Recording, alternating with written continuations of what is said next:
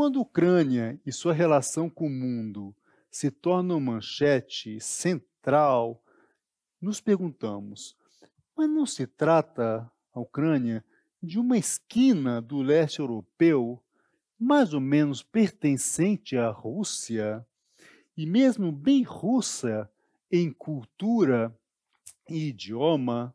Outro dia, a Crimeia até levou a Ucrânia à capa dos jornais, mas não com a intensidade atual.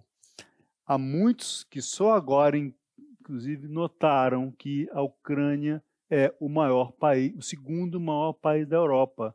Ele só é menor do que a própria Rússia. E tem elos com o resto da Europa, não tem elos só com a Rússia, quer inclusive se aproximar mais do resto da Europa. Olhando o tempo ucraniano no século XXI, em 2004, chamou alguma atenção a Revolução Laranja, motivada por alegações de fraude em eleições presidenciais que teriam conduzido à presidência o candidato mais alinhado com Moscou.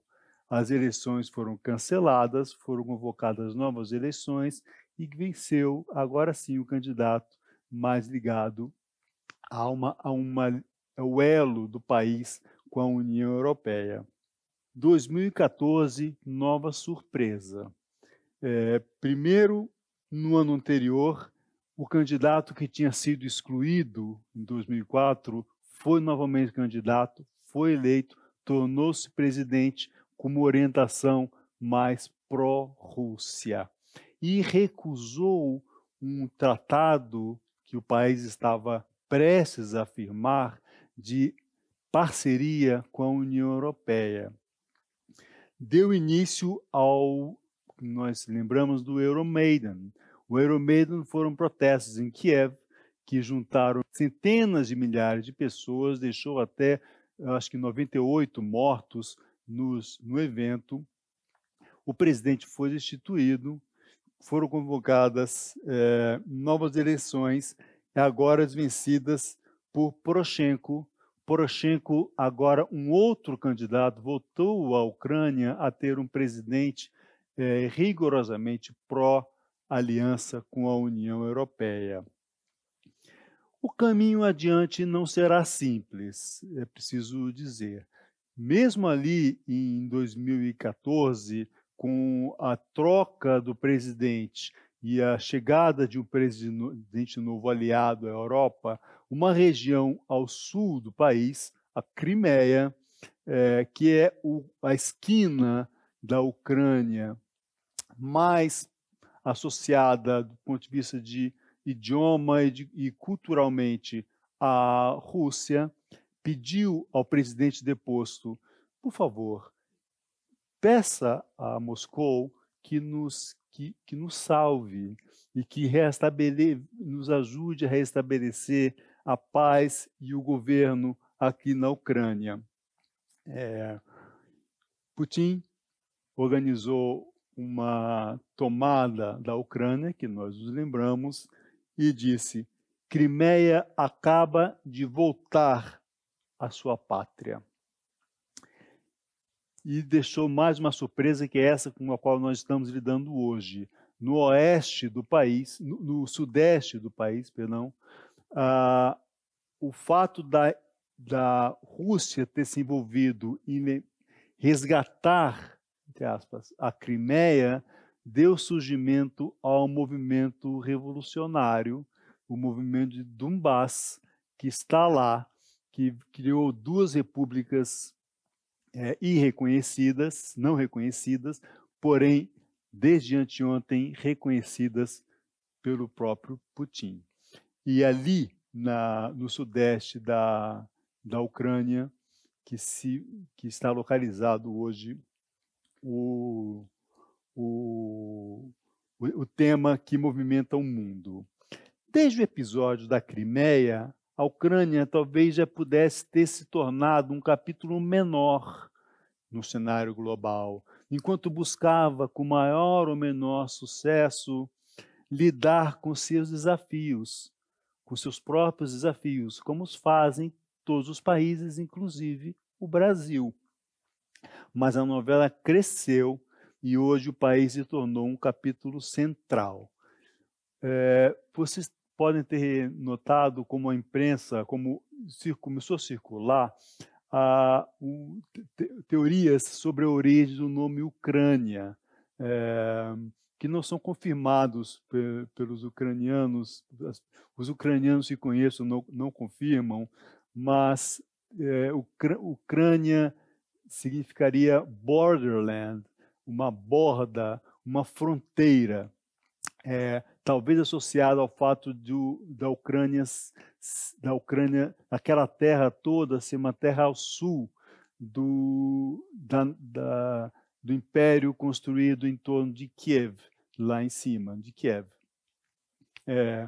Não está confirmado a origem do nome, mas é uma boa forma de pensar sobre a região, que no ano passado, ou nos últimos anos, tornou-se uma espécie de grande borda entre um lado da Europa, o lado ocidental da Europa, associado aos Estados Unidos, e o lado russo da Europa.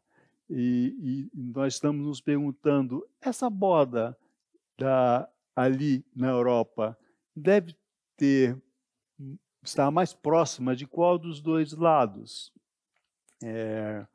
E que relação do lado de cada borda vai surgir depois do desenrolar da crise, deste lado da Europa com a Rússia? Essas são dúvidas que existem ainda. Eu vi um comentarista, um historiador, dizer uma frase que eu trouxe aqui hoje. E, enfim, por que diabos a Europa Ocidental está gastando milhões em recursos e apoio militar e político a um país que nos últimos 25 anos não esteve mesmo mudando? Tem ampla população de origem russa e o idioma lá ainda muito usado como primeiro ou segundo idioma. Ora, que tal apenas deixá-la pertencer à esfera de influência russa? Por que nós estamos em meio a esta disputa em relação a quem vai ter influência maior naquela área da Europa conhecida como Ucrânia? E eu me lembrei também de um episódio que vocês viram, que foi a queda de um voo da Malaysian Airlines, que agora nós sabemos que foi exatamente sobre Donetsk, que é uma dessas repúblicas dessas áreas da Ucrânia que quer se tornar uma república independente, e Estados Unidos e Alemanha acusam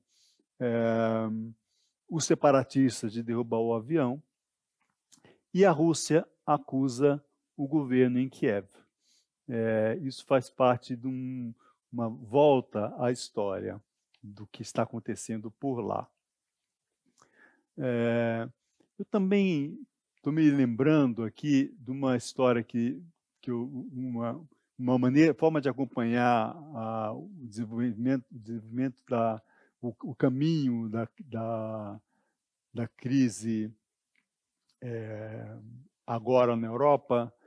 Eu descobri, eu não conhecia, eu já tinha visto um pouco disso alguns anos atrás, mas voltei agora. O Ministério das Relações Exteriores da Rússia tem uma porta-voz. A porta-voz divulga, com presença de jornalistas, um briefing semanal, ou quando existe algum episódio relevante. A frequência não é exata, mas é aproximadamente uma frequência semanal. O último é da quarta-feira da semana passada. Ela não falou nada ainda, não divulgou ainda um relatório do Ministério desde que houve essa aceitação por Moscou das duas repúblicas, das duas novas repúblicas no sudeste da Ucrânia. Mas quando ela falou, primeiro que ela faz relatórios longos, eu fiquei pensando sobre o Ministério das Relações Exteriores no Brasil, que tem o apelido de Itamaraty. O Itamaraty não tem briefings longos como esses, não divulga briefings em outro idioma que não português. E fiquei pensando, não é o órgão do governo dedicado a conversar com o resto do mundo? Por que não divulga cópias, traduções do briefing, ao menos ao inglês, ao francês e ao espanhol? O Ministério das Relações Exteriores da Rússia divulga os briefings e a resposta às perguntas dos jornalistas, eles divulgam em 6 idiomas. Em russo, depois também em alemão, francês, espanhol, inglês e, imaginem, português.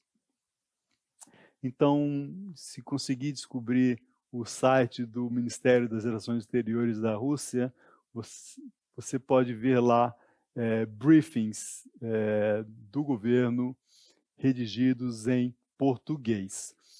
Não sei o que o briefing vai dizer agora, dada a novidade dos últimos 2 dias, mas o último, da quarta-feira passada, eu não resisto citar, que ela abre assim: desculpem, estou um pouco atrasada porque eu estava checando se a gente não estava fazendo alguma invasão, mas não estamos, tá? Assim ela abre. E ela pede à imprensa e ao social media ocidental, por favor, eu gostaria que vocês divulgassem as datas de todas as próximas invasões da Rússia que nós vamos fazer, porque vocês têm divulgado várias, nunca ocorrem, mas vocês têm divulgado e talvez possam divulgar as próximas, porque eu quero planejar as minhas férias. Então, se pudessem divulgar isso tudo para mim. É muito interessante ouvir Maria Zakharovna. São bons os relatórios dela. Espero que continuem assim, apesar das novidades dessas semanas. Na cúpula da OTAN de 2009, para situarmos como estão as relações entre países e o que existe nas relações entre países que não foi construído essa semana, mas vem sendo construído há muito tempo, os Estados Unidos pressionaram a Ucrânia para que a Ucrânia se juntasse à OTAN. Pressionou a OTAN para aceitar a Ucrânia como membro. A ideia foi oposta especialmente pelo chanceler alemão. E ficou famosa, o que ficou famoso ali foi a frase do presidente russo ao presidente americano. Você sabe, George, no fim das contas, a Ucrânia não é realmente um país. É a forma que o Putin sempre tratou e pensou em falar sobre e se relacionar com a Ucrânia. Há uma nação ucraniana, ela está em construção.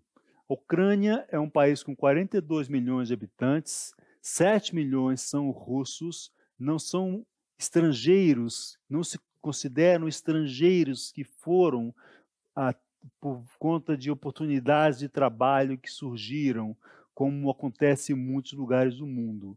Eles são, desde sempre, moram naquele território, são russos e falam russo. Outro grupo, o resto da população, metade é menos aliada à Rússia e outra mais aliada à Rússia.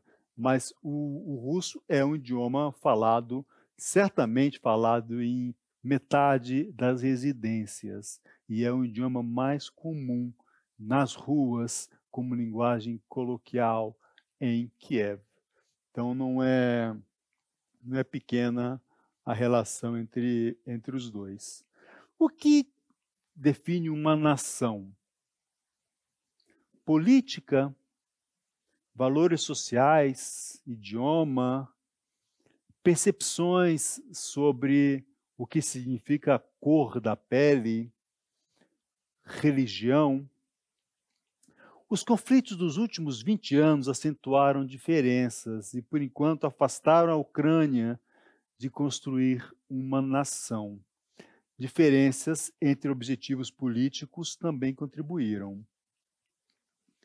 Cientistas políticos já mapearam os casos em que 2 ou mais grupos culturais e políticos conseguem se acomodar com êxito em uma única nação, como fizeram, por exemplo, no Canadá e na Bélgica.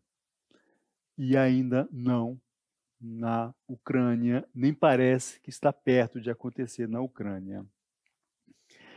Neste período dos últimos 25 anos, ausente o caminho da construção nacional, a população de Donbass, que é a população mais inclinada à Rússia, que está no sudeste do país, dedicou-se à luta permanente por controlar Kiev, que é o foco central mesmo do poder. Fracassaram, tendo também parte no fracasso as lideranças em Kiev. Só restou o caminho da separação. O que está se construindo? Eu aprecio a forma como já se disse, sabe-se que Putin já falou assim sobre o quadro na Ucrânia em algum momento, que é a guerra sem frente de combate. O que é a guerra sem frente de combate que pode se construir na Ucrânia? É uma guerra com no real war, no real peace. Então, fica ali estável um quadro em que não surge guerra, nem surge paz. Eu gosto de voltar a essa frase, voltar a essa forma de pensar sobre a Ucrânia, para nós pensarmos sobre o que pode acontecer, como é que pode acontecer nos próximos anos, nos próximos dias, meses e anos, naquele canto da Europa e do mundo. Último ponto. Putin quer integrar Donbass à Rússia, a área que ele agora reconhece? Resposta é não. A economia de Donbass está muito frágil, exigiria muito esforço e investimento, manteria muito próxima à Rússia de um país que é seu inimigo hoje, que é a Ucrânia. Ao a Rússia se avançar mais rumo à Ucrânia por sobre esse terreno, incluindo esse território que hoje são repúblicas independentes. E a Crimeia já criou para Moscou um enorme desafio econômico. Enfim, essa é uma longuíssima história de rivalidade entre centros de poder. Quem é forte, quem controla a Ucrânia? A disputa antecede o século XX. O século XX em que, aliás, outros países tiveram um papel importante na disputa sobre quem controla e quem quer controlar regiões do mundo, como, por exemplo, a própria Alemanha. O caminho não é evidente. E eu quero fechar lembrando uma frase do primeiro-ministro Scholz, da Alemanha, depois de sua reunião com Putin. Scholz disse à imprensa: de fato, ainda não sabemos, ainda não está claro e ainda não sabemos que destino este tema seguirá. Eu torno-me aliado de Scholz pensando assim, ao nos informar que ele mesmo não sabia, ele nos sugere ter uma postura de cautela ao desenhar ou abraçar cenários. Vamos acompanhar as notícias, vamos dar um desconto às notícias, porque as notícias lembrando, em toda crise do mundo, e alguns países mais, outros menos, todo país, todo governo quer construir uma verdade que lhe convém. Então, é claro que hoje Putin, assim como os governos da Europa, Grã-Bretanha, Estados Unidos, todo primeiro-ministro, presidente está trabalhando para construir uma história que lhe convém. Não necessariamente é a história como ela de fato ela de fato se revelará. Então, leiamos com cuidado as notícias que aparecem, e é uma hora que recomenda buscar novas fontes de informação também, para a gente não só tendo a certeza de que a história não vai estar completa da forma como a gente a lê, e que ela pode ser resolvida de outra forma. Isso eu quero, antes, lembrar qual é a relação entre o Brasil e a Ucrânia. Um ponto muito importante que vocês possivelmente conhecem, mas nasceu na Ucrânia uma menina chamada Shaya Pinskavska